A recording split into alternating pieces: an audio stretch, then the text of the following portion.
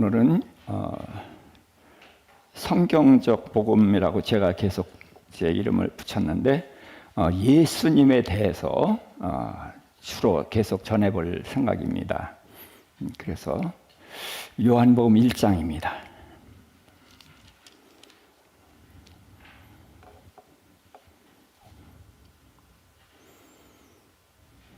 요한복음 1장 1절부터 14절. 요한복음 1장 1절부터 14절 한 목소리를 통독하십시다. 태초에 말씀이 계시니라. 이 말씀이 하나님과 함께 계셨으니 이 말씀은 곧 하나님이시니라. 그가 태초에 하나님과 함께 계셨고 만물이 그로 말미암아 지은 바 되었으니 지은 것이 하나도 그가 없이는 된 것이 없느니라.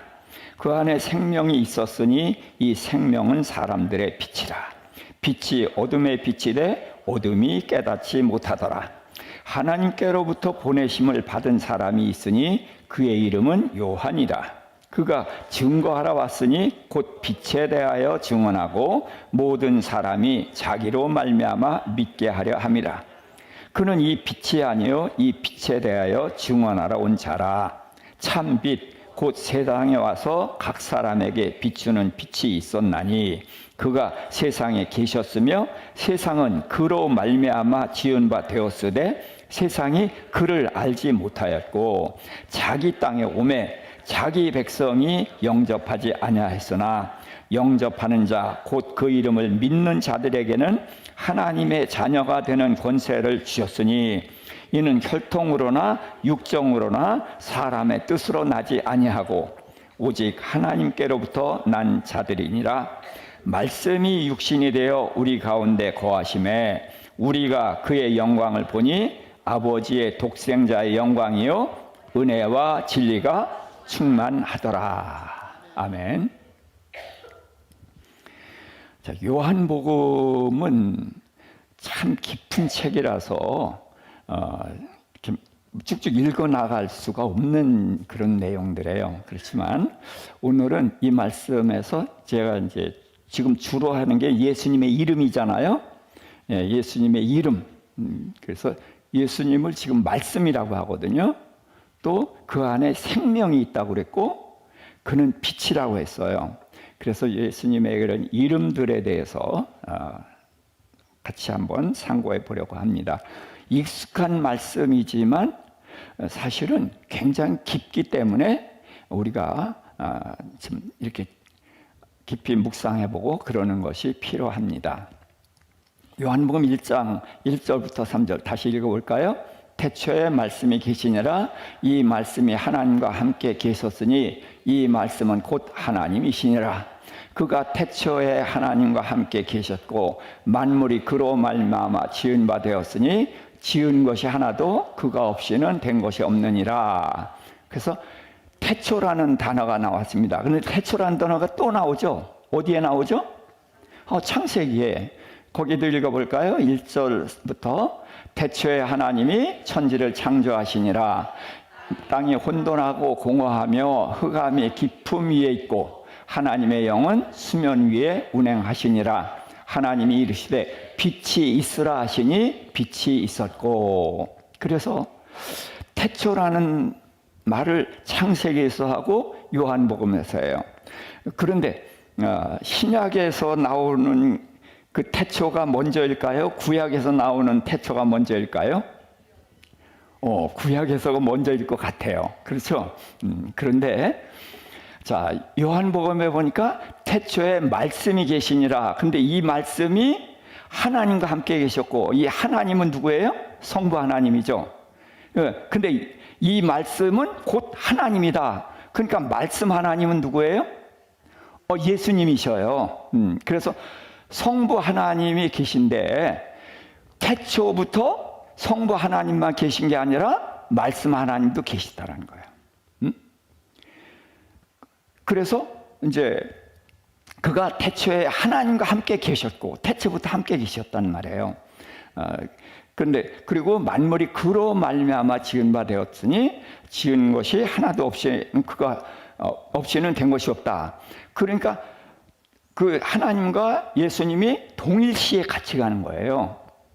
그런데 여기 태초는 하나님이 계실 때, 그때를 말하고 있어요. 자, 그런데 요 창세기는 태초에 하나님이 천지를 창조하시니라.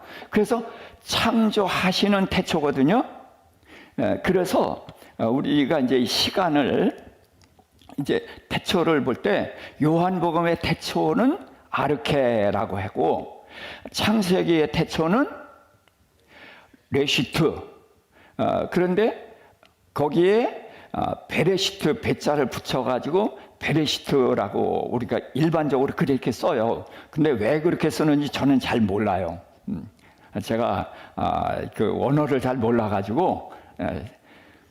그런데 베레시트 둘 다 그 시작이라는 또 처음이라는 뜻이 있어요. 그러나 요한복음의 태초는 언제인지 모르지만 본래부터 하나님이 계시던 때, 그게 태초고 요한복음의 태초고, 창세기의 태초는 천지를 지으실 때. 그러니까 어떤 게 먼저겠어요? 요한복음이 먼저다. 그런데 난 신천지의 그 어떤 목사가 하는 얘기를 잠깐 들었었는데, 자, 첫째 날 뭘 창조하셨죠? 빛을 창조하셨죠. 그리고 넷째 날은 해, 달, 별을 창조했죠. 그러니까 첫째 날 빛이 뭐냐? 이게 예수래요. 그러면 예수는 피조물이죠. 말이 돼요? 안 돼요. 그래서 이런 사람들은 이렇게 잘 갖다 붙여요. 또 그럴듯해요. 그런데 왜냐하면 예수님이 창조를 하셨으니까. 그런데 어쨌든 태초라는 말은 그 신약 성경은 어떤 언어로 돼 있죠? 헬라어. 우리식으로 말하면 영어예요. 그렇게 헬라어로 썼고, 구약 성경은 히브리어. 그래서 단어가 다르다. 그렇게 아시면 되겠고요. 자, 그 다음에 이제 천지 창조를 어떻게 했는가? 자, 지금 보니까 요한복음에는 말씀이 계신데 이 만물이 누구로 말미암아 지어졌다? 말씀으로 말미암아 지어졌다 그랬죠. 그러니까 말씀 하나님인 예수님이 지으셨잖아요. 그래서 천지 창조를 누가 했어요? 그러면 창세기 1장 1절 시작. 태초에 하나님이 천지를 창조하시니라. 그러니까 하나님 이렇게 말하고 넘어가 버려요. 근데 2절 읽어볼까요? 땅이 혼돈하고 공허하며 흑암이 깊음 위에 있고 하나님의 영은 수면에 운행하시니라. 자, 지금 지구가 어떤 상태예요? 물에 잠겨 있는 상태고, 또 하나는 어둠에 덮여 있어요. 두 가지. 지구가 뭐에 덮여 있다? 물에 덮여 있고 어둠에 덮여 있었어. 그런데 하나님의 영, 누구예요? 성령님이 수면에 운행하시니라. 마치 암탉이 결안을 품듯이 성령 하나님이 지구를 품고 계시는 모습이 연상되죠. 그래서 창조에 성부 하나님, 성령 하나님이 등장하셔요. 그러고선 하나님이 이르시되 빛이 있으라. 이르시되가 뭐예요? 하나님이 말씀하셨죠. 그럼 말씀은 곧 누구야? 하나님이고 또 누구야? 예수님. 그러니까 1절에는 성부 하나님, 2절은 성령 하나님, 3절에 성자 하나님, 말씀 하나님이 창조하시죠. 그래서 삼위의 하나님이 창조하셨다. 자, 이런 것들을, 이거 어렵지 않죠? 이런 것들을 이렇게 차근하게 알아두면은 이런 것이 우리의 신앙의 기초를 탄탄하게 해줘요. 그래서 태초는 본래 하나님이 계시던 그 영원 전, 그 태초가 요한복음이고, 천지를 창조하고, 그러니까 시간이 시작된 데가 창세기의 태초다. 이렇게 알고, 그리고 삼위의 하나님이 천지창조를 함께 하셨다. 자, 그러고서 이제 말씀이에요. 자, 다시 한번 읽어볼까요? 좀 관심을 가지고. 태초에 말씀이 계시니라. 이 말씀이 하나님과 함께 계셨으니 이 말씀은 곧 하나님이시니라. 거기까지만 읽자고요. 자, 그래서 말씀이 하나님이다. 우리가 이제 이런 것은 참 받아들이기가 어려워요. 말은 없어지잖아요. 그렇죠? 근데 말은 없어지는데 없어지지 않아요. 말은 없어지는 게 아니라 우리 심령에 꽂히는 말들이 있어요, 없어요? 말이 사람을 죽이기도 하고 살리기도 하잖아요. 그렇죠? 그래서 우리는 말이라는 게 그냥 없어지는 거라고 생각하지만 그게 아니라 말은 절대로 없어지는 것이 아닙니다. 그래서 너희가 무슨 말을 하든지 그 말로 인하여 뭘 받아? 심판받는다는 거예요. 그래서 말은 없어진다 그런 생각을 하면 안 됩니다. 그러니까 더군다나 하나님의 말씀이시기 때문에 그 말씀은 반드시 이루어지잖아요. 그렇죠? 자, 그래서 요한복음 1장 14절 말씀이 육신이 되어 우리 가운데 거하심에 그의 영광을 보니 아버지의 독생자의 영광이요 은혜와 진리가 충만하더라. 그래서 예수님이 말씀이시죠. 근데 말씀 하나님이 어떻게 오셨어요? 육체를 입고 오셨단 말이에요. 그래서 말씀은 육체가 된 거예요. 성경에서 예수님의 몸이 뭐예요? 그게 말씀이다. 이렇게 생각해야 됩니다. 근데 이제 이 말씀이라는 단어가 이게 굉장히 어려운 단어예요. 저도 이거 자신이 없는데 한번 이렇게 찾아보니까 무지무지하게 복잡해요. 그런데 크게 우리가 두 단어를 알고 있거든요. 로고스라는 단어와 레마라는 단어를 써요. 그런데 이제 로고스는 그거는 이제 하나님의 말씀으로 변형이 안 되는 거다. 그리고 레마는 그 말씀을 내가 적용하는 거다. 그렇게 배웠고 저도 이제 그렇게 알고 가르치고 그랬어요.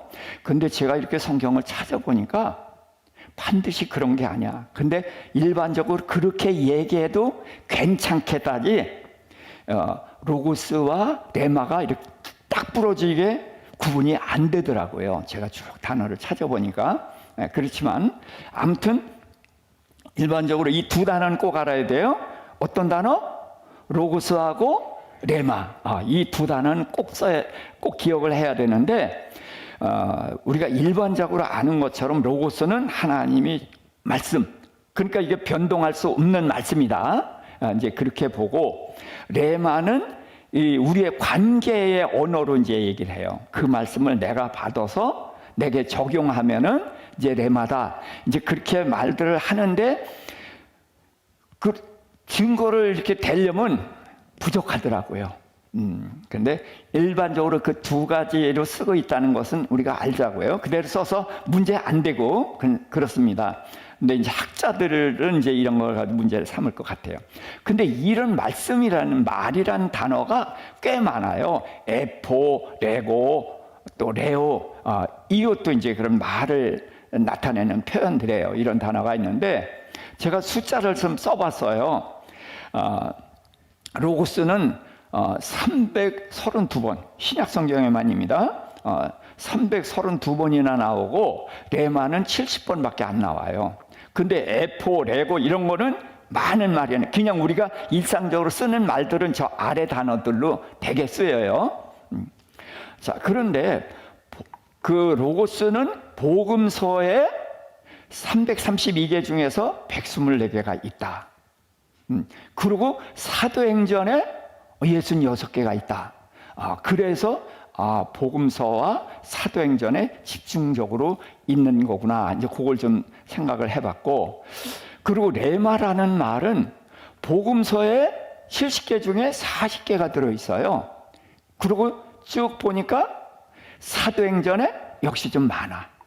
이제 그런 게 있고요. 그 외에 다른 단어들은 이렇게 이제 많이 쓰이고 그러는데, 그래서 말씀은 두 가지 단어로 쓴다고 그랬죠? 어떤 단어? 로고스와 레마 두 단어를 쓰는데 같이 써도 전혀 문제가 없지만 우리가 일상적으로 그렇게 배운 것처럼 레마는 적용하는 말씀이다. 그렇게 단정적으로 말하진 않아도 그냥 그렇게 쓰는 거 전혀 문제가 없습니다. 그런데 문제는 이 말씀이 뭐가 됐다고요? 육신이 됐다는 거. 이걸 놓치면 안 돼요. 제일 중요한 건 오히려 이것입니다. 말씀이 육신이 됐다. 자, 그래서 요한복음 6장 48절부터 요한복음 6장은 예수님이 오병이어의 기적을 행하신 후의 이야기예요. 같이 읽어볼까요? 내가 곧 생명의 떡이니라. 너희 조상들은 광야에서 만나를 먹었어도 죽었거니와 이는 하늘에서 내려오는 떡이니 사람으로 하여금 먹고 죽지 아니하게 하는 것이니라. 나는 하늘에서 내려온 살아있는 떡이니 사람이 이 떡을 먹으면 영생하리라. 내가 줄 떡은 곧 세상의 생명을 위한 내 살이니라. 자, 그래서 생명의 떡이 누구예요? 예수님. 예수님의 뭐예요? 예수님의 몸이라는 거예요. 그러니까 이 말을 알아듣는 사람이 있었을까요? 없었을까요? 예수님이 저 말씀하셨을 때 그래도 제자들은 알았겠지? 아니요. 아무도 모르는 이야기를 예수님 하시는 거예요. 언제를 생각해서? 예? 언제를 생각해서? 십자가, 그 다음 부활, 또 예? 오순절 성령이 오셨을 때에 비로소 이게 뭔지를 알아요. 예수님이 죽으셨을 때도 모르고 부활하셨을 때도 몰라. 언제? 오순절 성령이 오셨을 때에 비로소 이걸 아는 거예요. 그러니까 예수님은 이 못 알아듣는 제자들을 향해서 이런 말씀들을 하니까 얼마나 답답하셨겠어요. 그렇죠? 그래서 생명의 떡이라 그런 것은 예수님이 자기 몸이라고 했단 말이에요. 근데 이 몸은 어디서 왔다? 하늘에서 왔다. 그러면서 이제 만나가 어디서 떨어져요? 하늘에서 떨어지지. 그러니까 예수님이 이제 오병이의 기적을 베풀고 어떻게 했어요? 제자들을 급히 쫓아냈거든요. 바다로 빨리빨리 가라. 그러고서 예수님은 어디로 가셔서? 산으로 가서 기도했어요. 그런데 제자들이 가요 못 가요? 바람에 거슬려서 거의 새벽이 되도록 노를 젓고 있어. 그러니까 예수님이 무리를 걸어서 거기 갔고 누가 또 나서서? 베드로. 그렇지. 베드로는 생각나는 대로 말하고 행동하는 사람이잖아요. 그러니까 나도 걷게 해주세요. 그래서 나와라. 그래서 걷다가 물에 빠지고 예수님 건져주고 그런 일이 있어가지고 갔단 말이에요. 근데 예수님은 제자들도 떠나보내고 거기 있는 사람들 흩어보냈는데 흩어졌어요? 안 흩어졌어요? 많은 사람은 갔지만 많은 사람이 또 남아서 있었어. 그러고서 아침에 예수님 기다렸는데 안 내려와. 그러니까 산에 올라가 보니까 계셔 안 계셔? 안 계셔. 안 계시네. 그리고 포기하는 게 아니라 그 중에 누군가가 하는 말을 들어서 예수님이 제자들 보고 가버나움으로 가라 그래서 그걸 들은 사람이 있으니까 그럼 가버나움에 가면 누가 있을 거다? 아니지. 예수님이 거기 있다고는 생각 못하지. 누가 있어? 제자들이 있지. 제자들이 있는데 가면은 예수님에 대한 소식을 알 수 있을 거다. 그래서 배를 구해가지고 갔어. 그랬더니 누가 계셔? 예수님이 계셔. 그러니까 뭐라 그랬어? 언제 여기 오셨습니까? 그렇게 물었거든. 근데 예수님이 대답을 해주셔야 안 해주셔? 그 대답은 안 해. 왜? 그거는 중요한 게 아니거든. 근데 예수님이 뭐라고 하셨더라? 너희가 나를 찾아온 까닭은 떡을 먹고 배부른 까닭이다. 그러면서 두 가지 양식을 얘기했죠. 무슨 양식을 위하여 일하지 말고 썩는 양식을 위하여 일하지 말고 영생하는 양식을 위하여 하라. 내가 이것을 너에게 주겠다. 그랬더니 그걸 주세요. 이제 그러면서 그 예수님을 이제 왕 삼으려고 온 거거든요. 예수님이 왕이죠. 유대인의 왕이죠. 그러니까 그들이 예수님을 왕 삼으려고 온 건 맞죠. 맞는데 틀려. 예, 맞는데 틀려. 이걸 알아야 이제 우리가 진짜 예수를 아는 거예요. 그들은 어떤 왕으로 생각했어요? 자, 모세가 광야 40년 동안 뭘 줬어? 하늘에서 만나 줬, 메뚜기 먹게 해줬지. 그러니까 모세가 우리에게 만나를 줘서 먹게 한 것처럼 당신은 우리의 왕이 돼서 5병이의 기적, 7병이의 기적으로 우리 먹여주죠. 그런 왕 삼으려고 온 거란 말이에요. 그게, 근데 예수님 그 양식이 무슨 양식? 썩는 양식. 그건 썩는 양식. 나는 그거 주러 온 게 아니야. 그러면서, 자, 만나를 먹었지만, 끝에는 어떻게 해서? 죽었지. 40년 동안 살았어도 마침내는 죽는다. 그러니까 그건 썩는 양식이고 나는 영생하는 양식으로 주러 왔다. 그랬더니 그걸 주세요 했더니 내 살을 먹고 내 피를 마시라. 그러면서 내가 양식이다. 그런 말씀을 하셨거든요. 그 생명 양식. 그래서 이제 뒤에 생명이라는 말씀을 이제 또 생각해 봐야 돼요. 그래서 너희가 먹고 죽었는데 내가 주는 이 떡을 먹으면 어떻게 한다? 영생한다. 영생이 뭐예요? 예, 오래 사는 거죠. 영원히 안 죽고. 영생이라는 말을 물론 길이로 얘기할 수가 있어요. 안 죽으니까 길이로 얘기하지. 그치? 근데 길이로 얘기하는 것보다는 질로 얘기해야 돼. 어떤 생명이냐? 질로 생각을 하는 것을 먼저 하시기 바래요. 영생하면 오래 산다. 틀린 건 아니지만 질을 생각했으면 좋겠어요. 그래서 세상에 생명을 주는 거다. 내 살이. 자, 그래서 예수님이 태어난 지방이 어디예요? 예수님 태어난 지방? 베들레헴. 거기 붙어 나오는 이름도 있죠. 베들레헴, 에브라다. 이런 이름들은 기억을 해야 돼요. 뭐라고요? 베들레헴, 에브라다. 베들레헴 무슨 뜻? 떡집이라는 뜻이에요. 에브라다는 곡식의 땅, 곡식 창고. 그러니까 둘 다 뭐예요? 먹는 거 얘기야. 근데 예수님이 베들레헴에서 어디에서 태어났어요? 자, 익숙해졌지만 마국간은 안 쓰자고 그랬죠. 짐승의 우리간에서 태어나셨어. 그런데 자, 어디에 누였어요? 구유. 자, 구유가 더러울까요? 깨끗할까요? 예? 더러워요? 거기에서는 가장 깨끗하지. 왜? 구유는 먹이통이죠. 그럼 이것들이 혀로 어떻게 싹싹 핥아먹어서 깨끗해요. 거가 그중 깨끗한 거예요. 난 거기를 자꾸 더럽다고 얘기를 하는 것은 구유를 못 본 사람들 얘기야. 구유 정말 깨끗해요. 얼마나 싹싹 핥아먹는지. 그 혀가 뻣뻣하잖아요. 이렇게 긁힐 정도예요. 그걸로 싹싹 핥아먹었기 때문에 아주 깨끗해요. 거기에 예수님 누우셨어. 그런데 구유가 뭐다? 밥그릇이다. 밥집. 왜? 밥그릇에 뭘 담어? 아니, 뭘 담어? 밥 담지. 자, 이건 물컵이죠? 뭐 담어?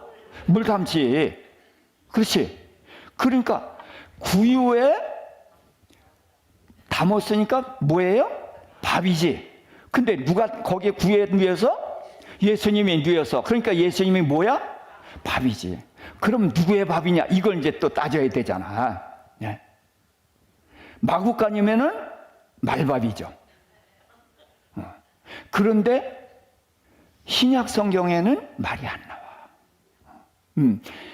유대인들의 자산에는 말이 없어요. 욥이 재산이 많거든. 양이 6,000마리예요. 몇 마리인데 낙타도 있고 다 있어. 근데 뭐는 없어? 말은 없어. 이런 걸 생각해야 돼요. 그래서 그때에 천사가 누구한테 이 소식을 전했더라?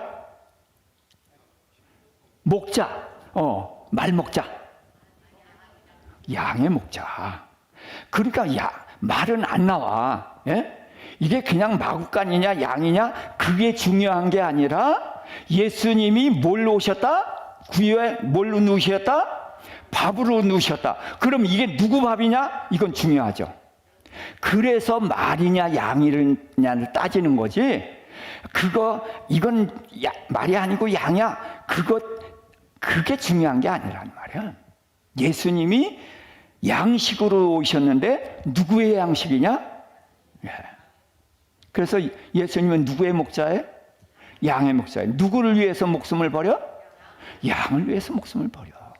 그러니까 양의 구유에 누이셔서 양의 먹이로 오셨죠. 지금 그 얘기를 하시는 거예요. 그렇죠? 그래서 먹으면 영생한다. 그래서 구유에 누이신 것은 예수님이 오실 때부터, 태어날 때부터 뭘로 오셨다? 양식으로 오셨다. 그래서 오병이어의 큰 이적을 베풀고 왕 삼겠다고 다 쫓아왔거든. 그들에게 뭐라고 날 먹으라. 그래서 양식이라고 또 얘기를 했어. 자, 그러고서 이제 예수님이 십자가 지기 전날 밤에 최후의 만찬 했죠. 그러면서 포도주를 주면서 이게 뭐다? 내가 너희를 위해서 흘리는 언약의 피다.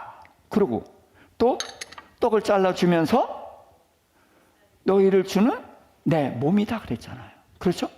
그러니까 태어날 때 예수님 뭘로 태어나서? 양식으로. 예수님의 이적 중에서 가장 큰 이적이 뭐야? 오병이어야. 근데 그때의 나는 누구다? 양식이다. 그리고 마지막 최후의 만찬, 이게 유언이잖아요. 그렇죠?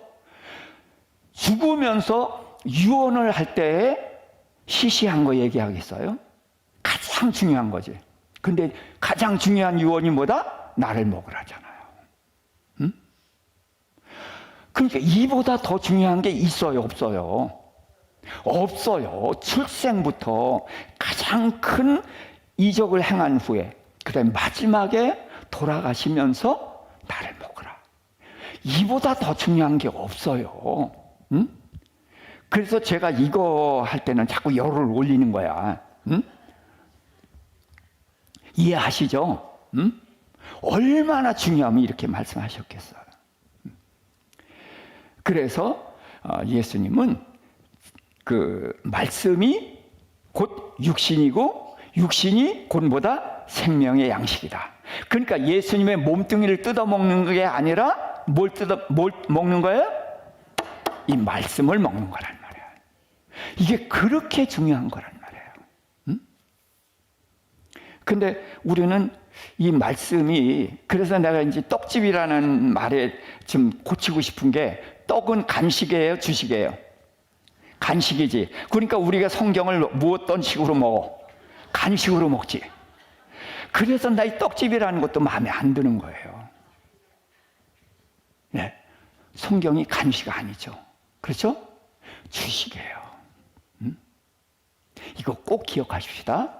그래서 말씀은 몸이고 그리고 우리의 양식인데, 그것은 바로 우리가 말씀을 주된 양식으로 먹어야 된다.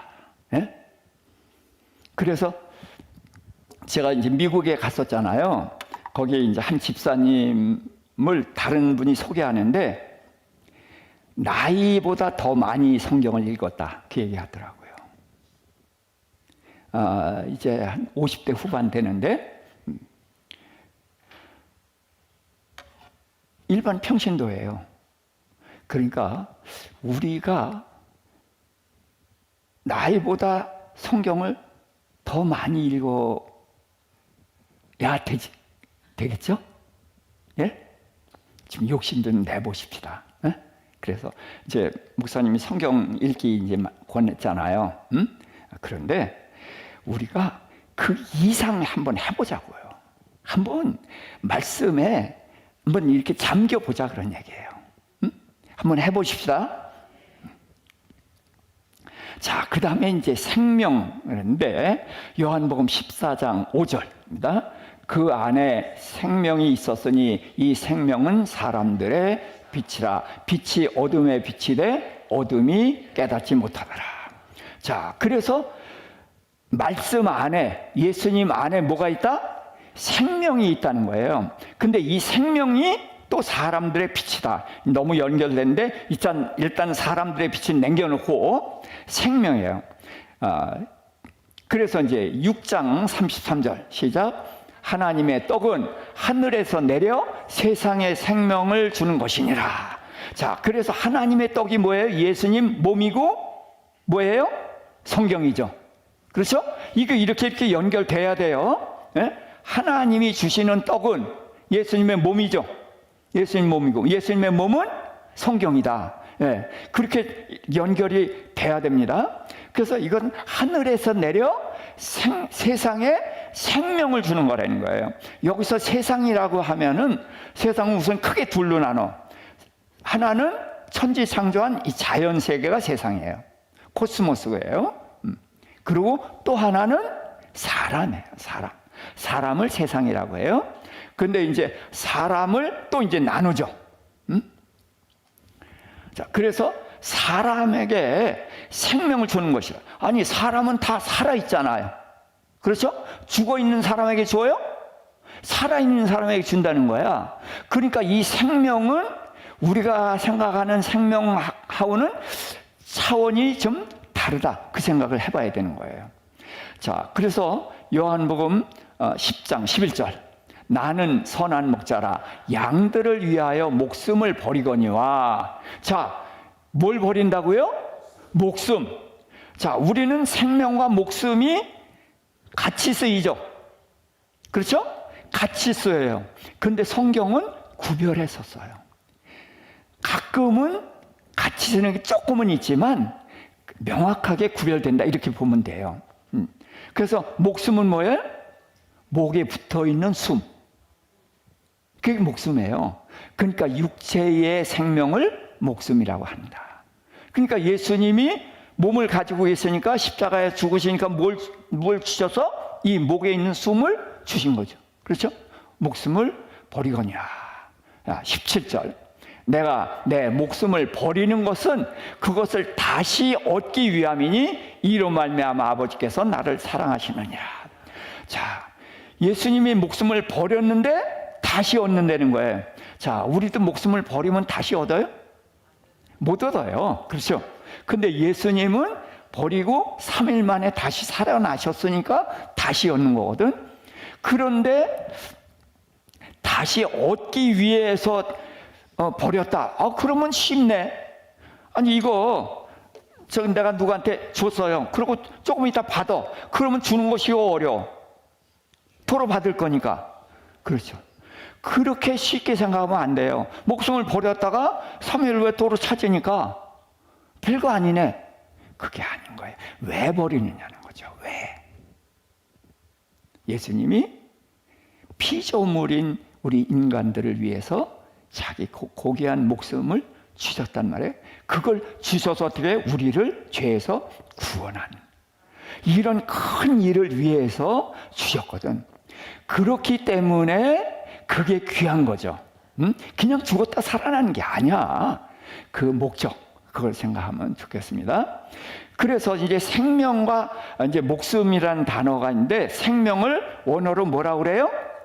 교회. 자, 이 교회 선교회라는 단체도 있어요. 그래서 교회는 꼭 기억을 하십시다. 교회는 생명이다.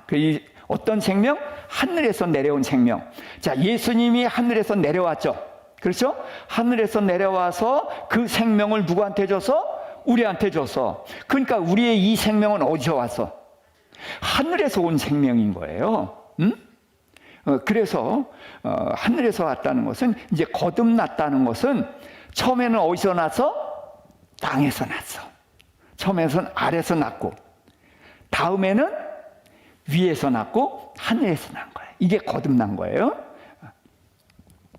자, 그래서 이제 이게 거듭난 이 생명은 바로 하늘로부터 주시는 우리에게 생명이고, 이 생명은 죽지 않는 생명입니다. 죽지 않는다. 그러니까 죽지 않는다는 그 개념만을 가지고 생각하면 안 돼. 삶의 질 전혀 다른 거예요. 질적으로 차원이 다른 거란 말이에요. 그래서 이 조회는 보니까 요한복음에 18번 나와. 그리고 사도행전에 12번 나오는데 요한 1, 2, 3서, 요한 1서가 몇 장이더라? 5장. 2서가 1장. 3서가 1장. 그 짧아요. 그렇죠? 내용도 짧아. 그런데 거기에 9번이나 들어가 있고 계시록에 10번 들어갔어. 그러니까 요한복음과 요한 1, 2, 3서는 누가 썼어요? 요한이 썼어. 그러니까 요한이 이 생명이라는 단어를 가장 많이 쓴 거야. 계시록도 썼잖아. 거기까지 합하면 전부 몇이에요? 18, 9이면 27, 17, 그러니까 44번. 굉장히 요한이 이 생명 조회라는 단어를 가장 집중적으로 썼어요. 자, 그런데 이제 목숨은 뭐냐? 정말 목에 붙어 있는 숨, 육체의 생명을 말한다. 그렇게 이해를 하십시다. 그래서 이제 빛과 어두움입니다. 다시 한번 1장 4, 5절. 그 안에 생명이 있었으니 이 생명은 사람들의 빛이라. 빛이 어둠에 비치되 어둠이 깨닫지 못하더라. 자, 어둠이면 그냥 불 끄면 어둠이잖아요. 그럼 어둠이 깨닫고 못 깨닫고 하는 게 아니죠. 그럼 이 어둠은 뭐예요? 깨닫고 못 깨닫고 한다면 존재가 뭘 얘기하는 거예요? 사람을 말하는 거죠. 그렇죠? 그럼 빛도 누구죠? 자, 그 안에 생명이 있었고, 누구 안에? 말씀 하나님, 예수님 안에 생명이 있었고, 또 이 생명은 뭐다? 사람들의 빛이다. 그러니까 이 빛이 누구예요? 예수님이에요. 그러니까 예수님은 말씀이시고, 또 생명이시고, 또 빛이시고, 지금 예수님 그 세 이름을 우리가 이제 공부하는 거예요. 그래서 예수님이 빛이시란 말이에요. 그래서 빛을 비추는데 어디다 비춰서? 어둠이 누구야? 사람. 왜 사람이 어둠일까? 자, 그러면은 이렇게, 자, 빛이 예수님이죠. 또 누가 빛이에요? 예, 하나님이 빛이에요. 또 누가 빛이에요? 물론 성령 다 하나님이니까 성부, 성자, 성령 다 빛이셔요. 또 예수를 믿는 사람들이 빛이 되지. 그렇죠? 왜? 하나님의 자녀죠. 그러니까 하나님이 빛이고 예수님은 하나님의 아들이니까 빛이죠. 우리도 하나님의 자녀니까 빛이에요. 자, 그런데 왜 다 어둠이 됐을까? 그러면 이게 창세기로 가야 되는 거예요. 창세기에서 사람을 지었는데 사람을 지은 기준이 뭐예요? 하나님의 형상, 하나님의 모양대로 사람을 지었죠. 그래서 이 형상과 모양이 곧 다른 단어로 뭐다?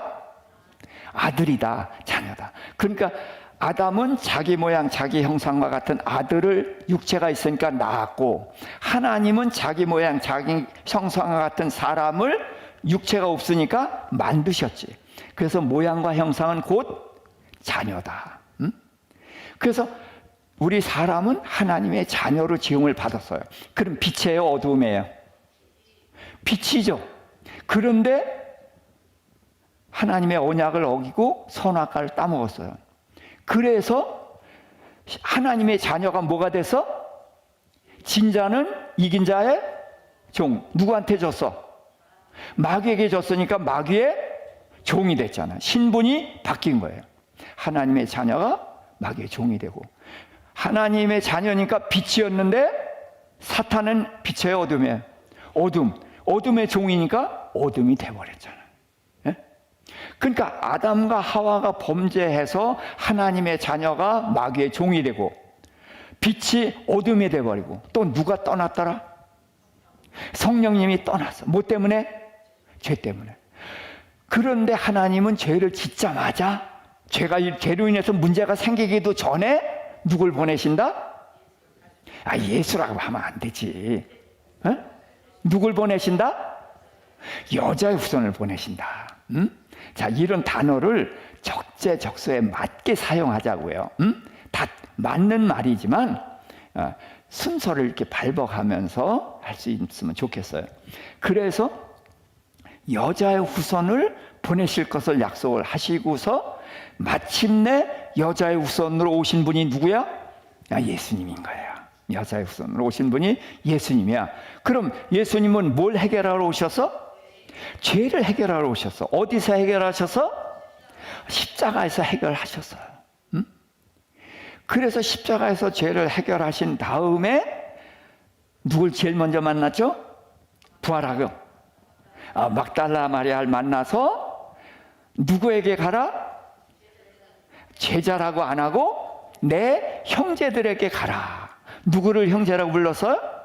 제자들을 형제라고 불렀어요. 근데 그 앞에 제자들을 형제라고 부른 적이 있어요, 없어요? 없어요. 그런데 왜 형제라고 불렀어요? 뭐가 해결됐으니까? 죄가 해결됐으니까. 그래서 형제라고 불렀고, 그러니까 그들이 곧 뭐가 돼요? 빛이 되는 거죠. 예? 이제 그런 거예요. 그래서 이 참빛, 예수님이 이제 오신 거예요.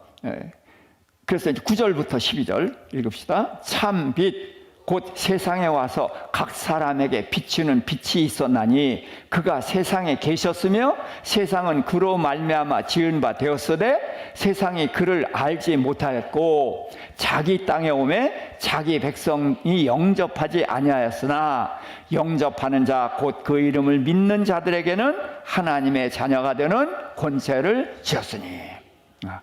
그래서 참 빛이 오셨단 말이에요. 그러니까 온 세상 사람들이 다 뭐야? 빛의 어둠이에요. 온 세상 사람이 다 어둠이지. 아담과 하와가 범죄한 후에 태어났으니까 어둠의 아들이니까 어둠이 돼버린 거지. 그래서 온 세상 사람이 다 어둠인데 예수님이 혼자 빛으로 오셨단 말이에요. 그래서 이 빛이 참 빛이다. 진짜 빛이다. 이런 빛 이런 게 아니라 진짜 빛이다. 그래서 빛을 어둠에 비치는데 어둠이 깨닫지 못해. 왜? 어둠 속에서만 살다 보니까 빛이 뭔지를 몰라. 깨닫지 못해. 그런데도 그가 세상에 와서 각 사람에게 빛을 비췄어요. 베드로 찾고 이렇게 찾았죠. 그런데 이제 자기 이 천지를 누가 만드셨어요? 예수님 만드셨지. 그러니까 누구 땅이야? 자기 땅이야. 그리고 사람도 누가 만드셔서? 예수님 만드셨지. 그러니까 누구 백성이야? 예수님 백성이야. 그래서 자기 땅에 오고 자기 백성에게 와서 그들을 부르는데 그들이 따라 안 따라? 안 따른다. 그렇지만 그 중에서도 영접하는 자, 예수가 그리스도라는 것을 믿는 자들은 어떻게 돼요? 하나님의 자녀가 된다. 그래서 하나님의 자녀가 되는 게 이게 복음 얘기예요. 이게 복음이거든. 그러니까 복음이 뭐냐는 과거를 알아야, 과거에서 넘어가는 이 단계를 알아야 된단 말이에요. 그래서 지금 이렇게 말씀을 드리는 거예요. 이해되셨죠? 그래서 하나님의 자녀가 되는 것, 이게 곧 빛이 되는 거. 예, 그런 겁니다. 예수님이 그렇게 하신 거예요. 자, 그런데 창세기 3장에도 빛이 나오죠. 자, 창세기 1장 3절부터 하나님이 이르시되 빛이 있으라 하시니 빛이 있었고 빛이 하나님이 보시기에 좋았더라. 하나님이 빛과 어둠을 나누사 하나님이 빛을 낮이라 부르시고 어둠을 밤이라 부르시니라. 저녁이 되고 아침이 되니 이는 첫째 날이니라. 아멘. 자, 우리는 하루가 언제 시작해요? 아침이 되고 저녁이 되면 하루죠. 근데 성경은 저녁이 되고 아침이 되면 하루. 왜 그래요? 왜 저녁 먼저 얘기해? 어둠이 먼저 있었거든. 이게 굉장히 중요한 거예요. 어둠이 먼저 있었는데 하나님이 빛을 만드시고 빛과 어둠을 나누셔. 어둠을 없애지 않아요. 빛과 어둠을 나누셔. 그러니까 뭐가 먼저야? 어둠이 먼저야. 그래서 저녁이 되고 아침이 되니 이렇게 얘기하는 거예요. 이게 굉장히 중요한 거예요. 자, 그러면은 하나님 나누셨는데, 자, 온 세상 사람들이 다 뭐예요? 어둠이죠. 근데 예수님이 빛을 비춰서 그 빛을 받아들인 사람 뭐가 돼? 빛이 되고 하나님의 자녀가 되지. 자, 그러면은 예수님의 빛을 받아들인 사람이 모인 자리가 어디야? 교회. 교회가 원어로 뭐? 에클레시아. 에클레시아 무슨 뜻? 이거 알아야 돼요? 다 같이 불러냄을 받은 무리. 어디에서 불러내서? 어디에서? 어둠에서. 어둠에서 불러내서 빛이 된 거고, 또 죄인에게서 불러내서 의인이 되고, 마귀의 종에서 불러내서 하나님의 자녀가 되고, 이거예요. 그래서 교회는 원어로 에클레시아이고 무슨 뜻? 불러냄을 받은 무리. 이 단어를 꼭 알아야 돼. 그러니까 이 세상에는 저녁이 되고 아침이 되고 어둠과 빛이 이게 나눠져 있는 것처럼 우리 사람의 세계도 여전히 어둠이 있고 빛이 있죠. 그래서 우리는 어둠에 있는 사람들에게 빛을 비춰서 어둠에 있는 사람들을 이 빛으로 끄집어내는 거예요. 그게 에클레시아잖아. 우리가 에클레시아 불러냄을 받아서 여기 왔던 것처럼 우리는 여전히 저 어둠에 있는 사람들에게 빛을 비춰서 저들로 하여금 여기로 오게 하는, 그게 교회란 말이에요. 그러니까 불러냄을 받았다. 그런데 나만 불러냄을 끝나면 안 되지. 내가 불러냄을 받았으면은 우리는 다른 사람을 불러내야 되는. 그렇죠? 이게 교회인 거예요.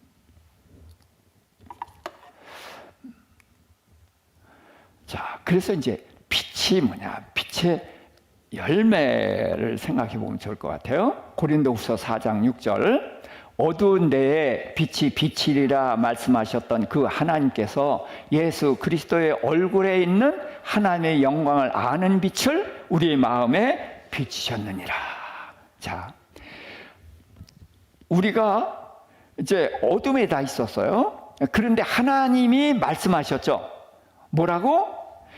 빛이 있으리라. 그런 말씀을 하셨단 말이에요. 그 말씀을 이루신 거예요.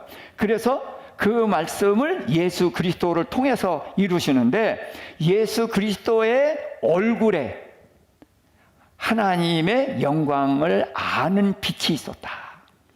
그러니까 예수님의 얼굴이라 그러니까 그 얼굴만 이렇게 생각하지 말고, 이제 성경에서 보면은 그 변화산에서 예수님이 해같이 빛나고 그랬고 옷도 변화되고 그랬잖아요. 이제 그런 모습을 떠올릴 수가 있는데, 하나님의 영광을 아는 빛. 그러니까 하나님이 영광이 뭐예요? 하나님이 영광은 어마어마한 빛이 나는 거. 영광을 받는다는 것은, 영광이라는 것은 하나님의 하나님다우심, 그렇게 부족하지만 그렇게 표현하는 것이 필요하다고 생각해요.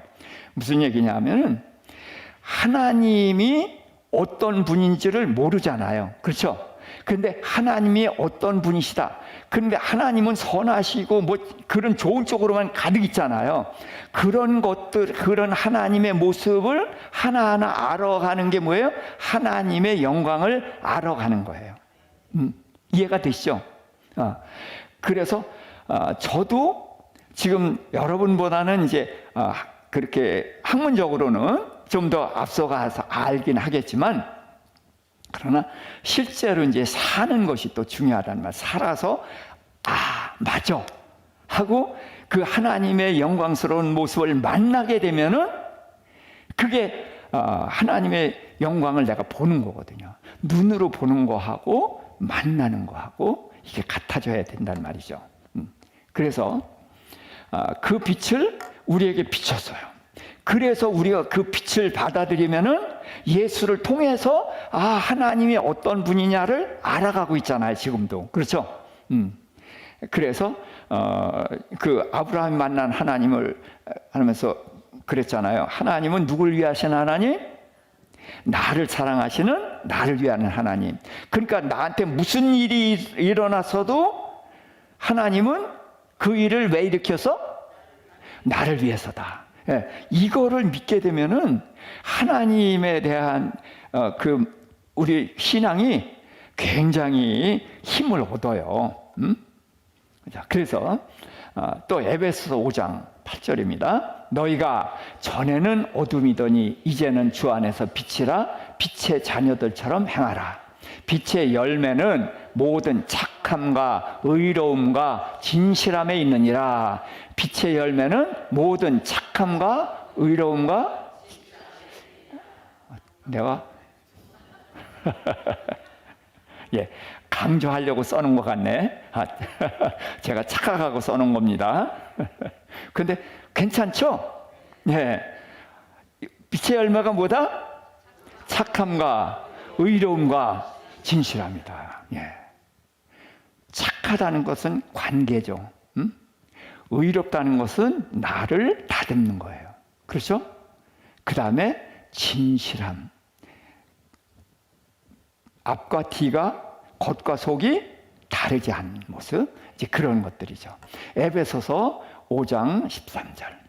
그러나 책망을 받는 모든 것은 빛으로 말미암아 드러나나니 드러나는 것마다 빛이니라. 자, 우리가 책망 좋아하시는 분, 예, 아무도 없죠. 그런데 책망은 뭘 한다? 우리의 뭘 책망하겠어요? 어둠을 책망하겠어? 빛을 책망하겠어? 어둠을 책망한단 말이에요. 근데 그 책망을 내가 마음을 열고 받아들이게 되면은 그 어둠이 뭐가 돼? 빛이 된다는 거예요. 그래서 성경에서는 들을 귀 있는 자는 들으라 그랬는데, 들을 귀 있는 자는 들으라 하는데 그 말씀이 무슨 말씀이겠어요? 예, 책망이 많죠. 그래서 책망을 들을 줄 아는 것은 정말 복입니다. 저도 책망 안 좋아해요. 이건 본능적으로 다 안 좋아하는 거예요. 근데 본능이 육적이에요, 영적이에요? 예, 본능은 육적인 거예요.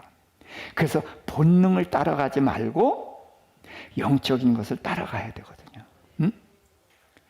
그렇게 될 때에 책망을 들었을 때에 문을 여는 거예요.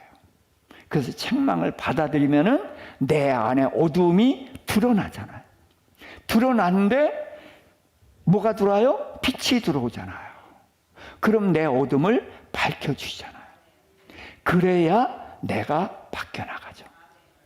그래서 책망받는 것은 복이다. 문제는 아무리 책망받아도 닫으면은 소용없어. 자, 요한복음에 보는 그런 말씀이 있죠.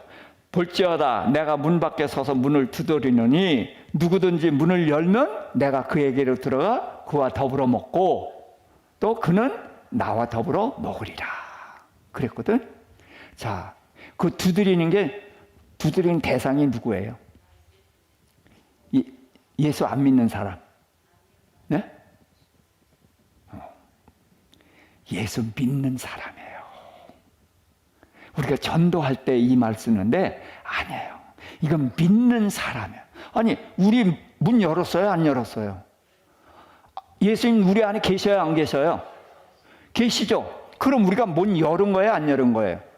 열었으니까 주님이 들어와 계시죠. 근데 왜 또 열어? 나가시라고?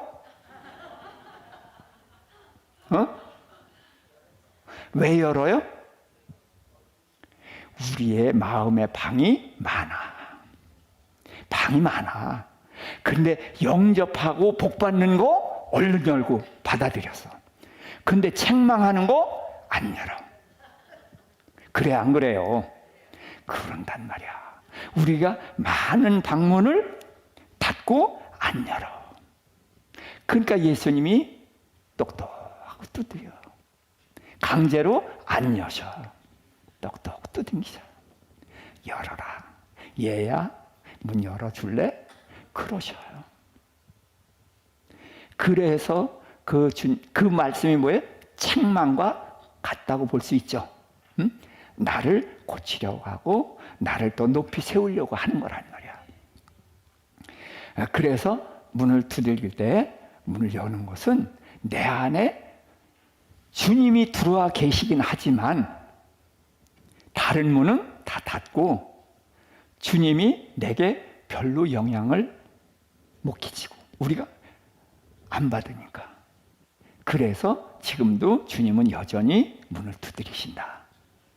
그래서 매일 하나씩 문을 열고 주님을 모셔드리길 바랍니다.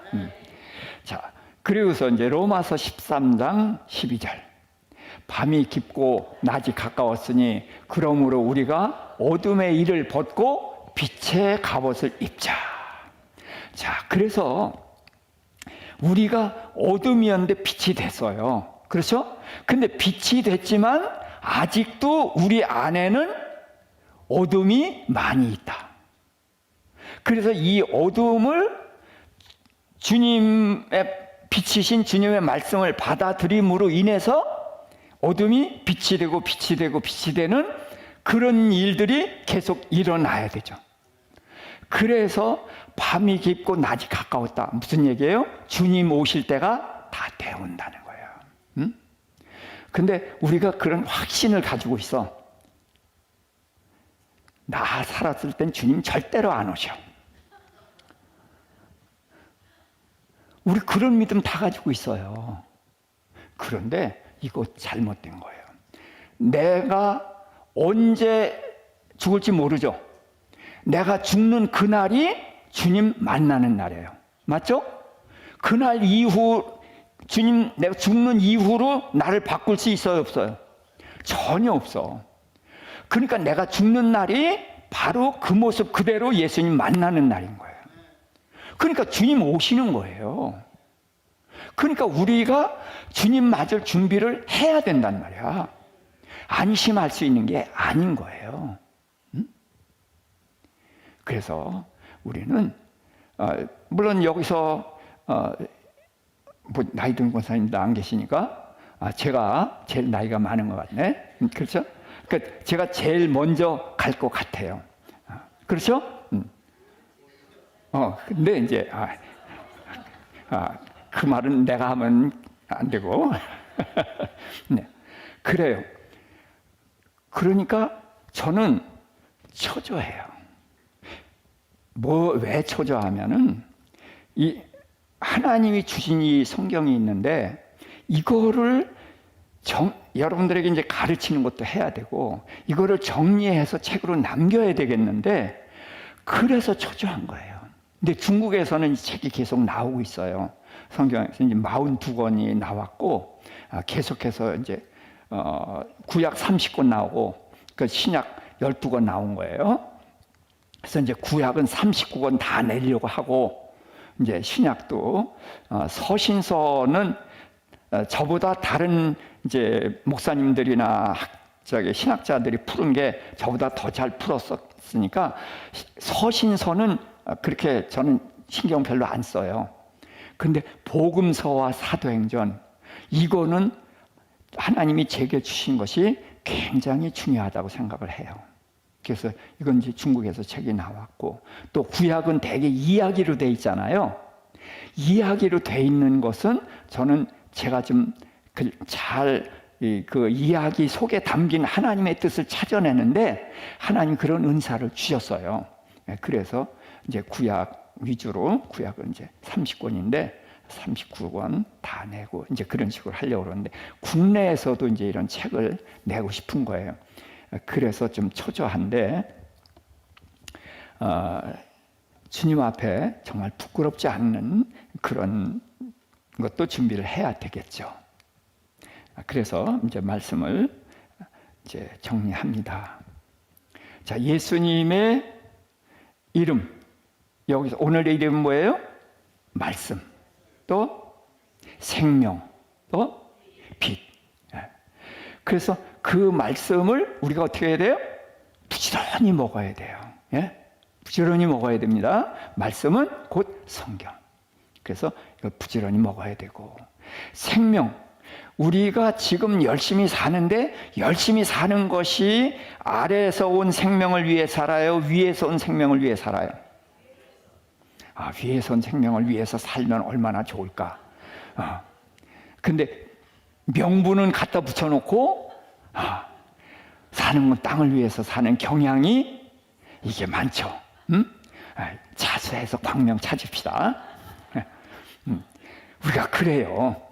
그래서 땅의 생명보다는 이제 위에서 온 생명, 이것을 위해서 이제 노력을 하는 그런 삶을 시작하십시다.